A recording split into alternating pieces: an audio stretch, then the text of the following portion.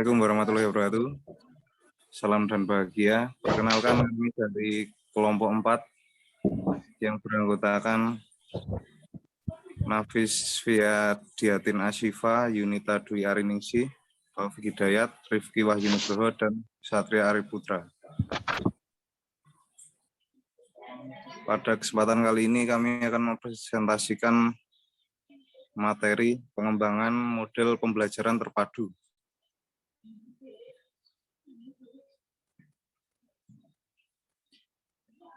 Materi yang pertama, pengertian pembelajaran terpadu. Yang kedua, hakikat model pembelajaran. Yang ketiga, pengertian perangkat pembelajaran. Yang keempat, manfaat pembelajaran terpadu. Yang kelima, kelebihan dan kekurangan pembelajaran terpadu. Yang keenam, pengembangan perangkat model pembelajaran terpadu. Dan yang terakhir, alat pengembangan perangkat pembelajaran. Yang pertama, pengertian pembelajaran terpadu.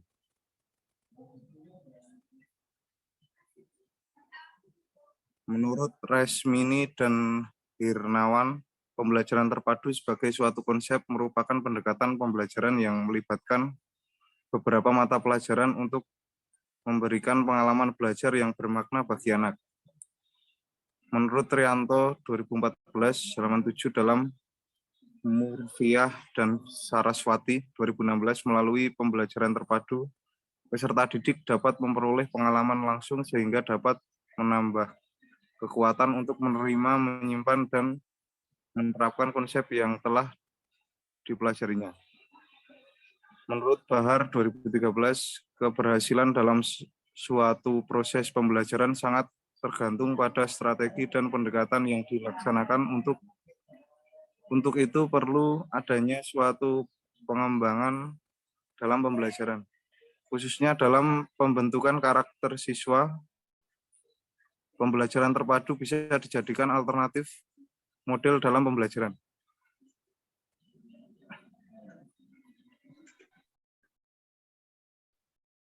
Selanjutnya, pembelajaran terpadu memberikan kesempatan kepada siswa untuk memahami masalah yang kompleks yang ada di lingkungan sekitarnya dengan pandangan yang utuh.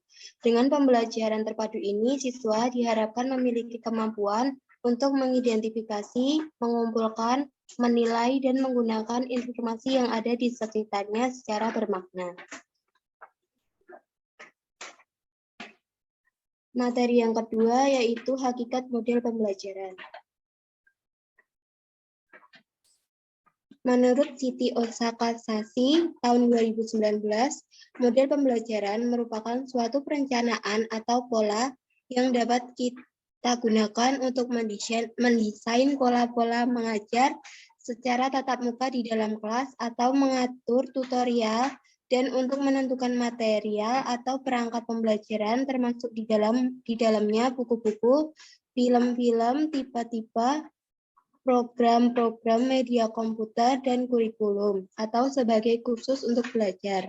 Setiap model mengarahkan kita untuk mendesain pembelajaran yang dapat membantu siswa untuk mencapai berbagai tujuan.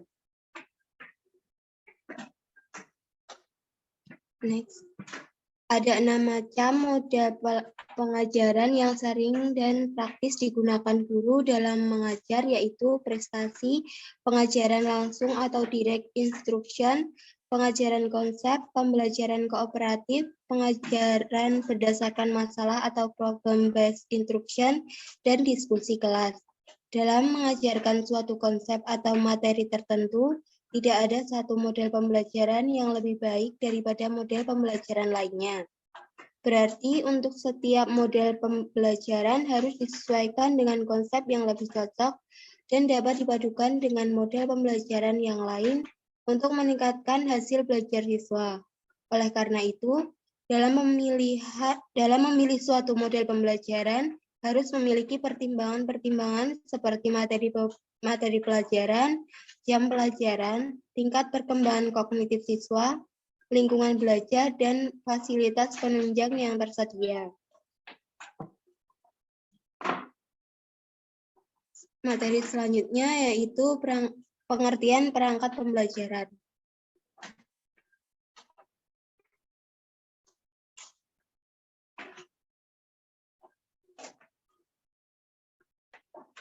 Pengembangan perangkat pembelajaran adalah serangkaian proses atau kegiatan yang dilakukan untuk menghasilkan suatu perangkat pembelajaran berdasarkan teori pengembangan yang ada.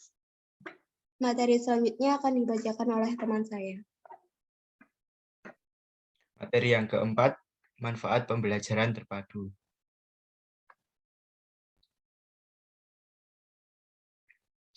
Manfaat pembelajaran terpadu menurut Sitio Kosasi tahun 2019 adalah yang pertama, topik yang tertuang mempunyai keterkaitan konsep yang dipelajari siswa. Yang kedua, siswa memanfaatkan keterampilannya. Yang ketiga, siswa mampu memproses informasi. Yang keempat, membantu siswa memecahkan masalah dan berpikir kritis. Yang kelima, meningkatkan daya ingat siswa. Yang keenam, dekat dengan situasi kehidupan nyata. Materi yang kelima yaitu kelebihan dan kekurangan pembelajaran terpadu. Kelebihan pembelajaran terpadu. Pembelajaran terpadu menyajikan konsep dari berbagai bidang studi dalam satu proses pembelajaran. Kecuali mempunyai sifat luas, pembelajaran terpadu juga memberikan hasil yang dapat berkembang sesuai dengan minat dan kebutuhan anak. Pembelajaran terpadu memiliki kelebihan antara lain yang pertama, pengalaman dan kegiatan belajar anak relevan dengan tingkat perkembangannya. Yang kedua, kegiatan yang dipilih sesuai dengan minat dan kebutuhan anak. Yang ketiga, kegiatan belajar bermakna bagi anak sehingga hasilnya dapat bertahan lama. Yang keempat, keterampilan berpikir anak berkembang dengan proses pembelajaran terpadu. Yang kelima, kegiatan belajar mengajar bersifat pragmatis sesuai dengan lingkungan anak. Yang keenam, keterampilan sosial anak berkembang dalam proses pembelajaran terpadu. Keterampilan sosial ini antara lain adalah kerjasama, komunikasi, dan mau mendengarkan pendapat orang lain.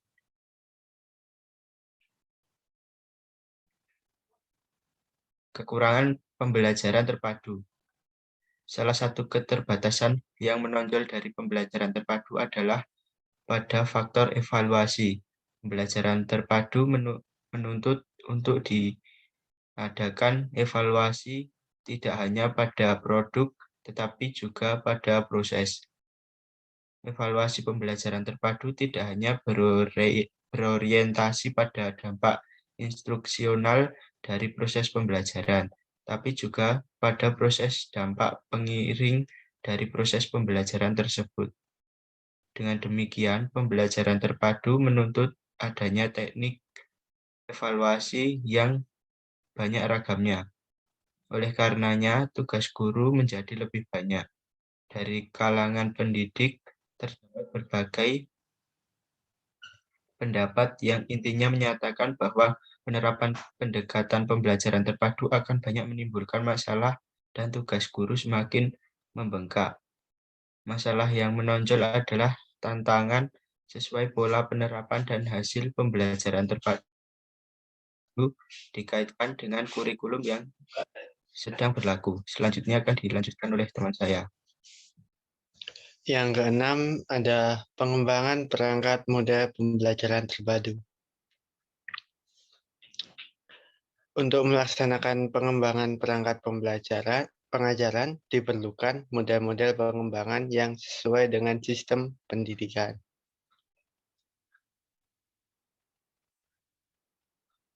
Pengembangan perangkat pembelajaran dikenal 3 macam model pengembangan perangkat, yaitu ada model D-Carry, yang kedua ada 4D, yang ketiga ada model CAM.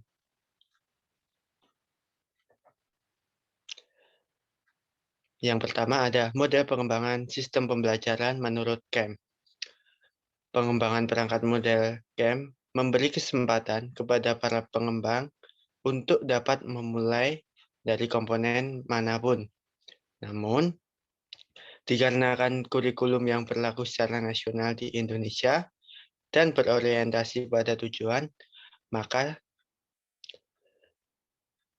proses pengembangan itu dimulai dari tujuan. Unsur-unsur pengembang perangkat pembelajaran meliputi 1. Identifikasi masalah pembelajaran. 2. Analisis siswa. Yang ketiga, analisis tugas. Yang keempat, merumuskan indikator. Yang kelima, penyusunan instrumen evaluasi. Yang keenam, ada strategi pembelajaran. Yang ketujuh, ada pemilihan media atau sumber pembelajaran. Yang kedelapan, ada pelayanan pendukung. Yang kesembilan, ada evaluasi formatif. Yang ke-10 ada revisi perangkat pembelajaran.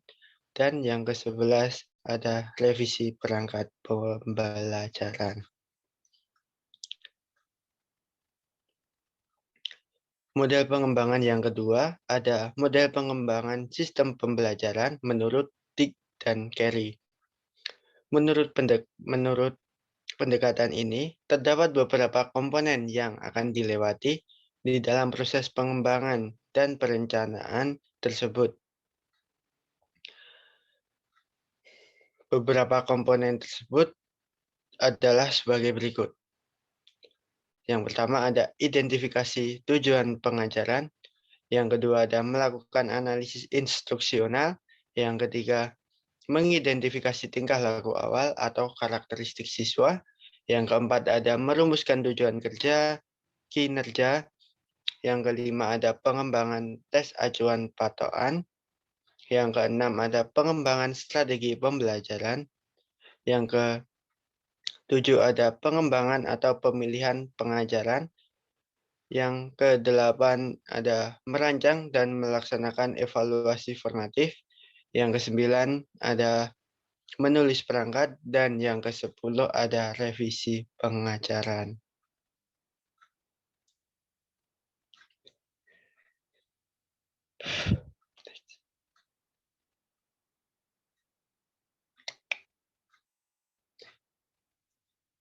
Yang ketiga ada model pengembangan sistem pembelajaran model 4D.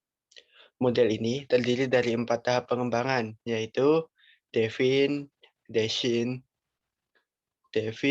design, develop, and disseminate, atau diadaptasikan menjadi model 4P, yaitu pendefinisian, perencanaan, pengembangan, dan penyebaran. Yang pertama ada tahap pendefinisian atau define. Tujuan tahap ini adalah menetapkan dan mendefinisikan syarat-syarat pembelajaran. Dalam menetapkan syarat pembelajaran diawali dengan analisis tujuan dari batasan materi yang dikembangkan perangkatnya. Yang kedua ada tahap perancangan atau desain. Tujuan tahap ini adalah untuk menyiapkan prototipe perangkat pembelajaran. Yang ketiga ada tahapan pengembangan atau develop. Tujuan tahap ini adalah untuk menghasilkan perangkat pembelajaran yang sudah direvisi berdasarkan masukan dari para pakar. Yang keempat atau yang terakhir ada tahap pendiseminasian atau disseminate. Tahapan ini merupakan tahap penggunaan perangkat yang telah dikembangkan pada skala yang lebih luas, misalnya di kelas lain atau sekolah lain oleh guru yang lain. Tujuan lain adalah menguji efektivitas penggunaan perangkat dalam kegiatan belajar mengajar. Selanjutnya akan dijelaskan oleh teman saya.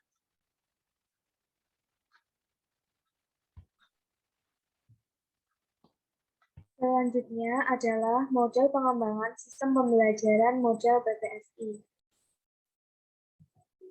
Secara garis besar, model pengembangan PPSI mengikuti pola dan siklus pengembangan yang mencakup yang pertama ada perumusan tujuan, yang kedua ada pengembangan alat evaluasi, yang ketiga ada kegiatan, yang keempat ada pengembangan program, dan yang kelima ada pelaksanaan pengembangan.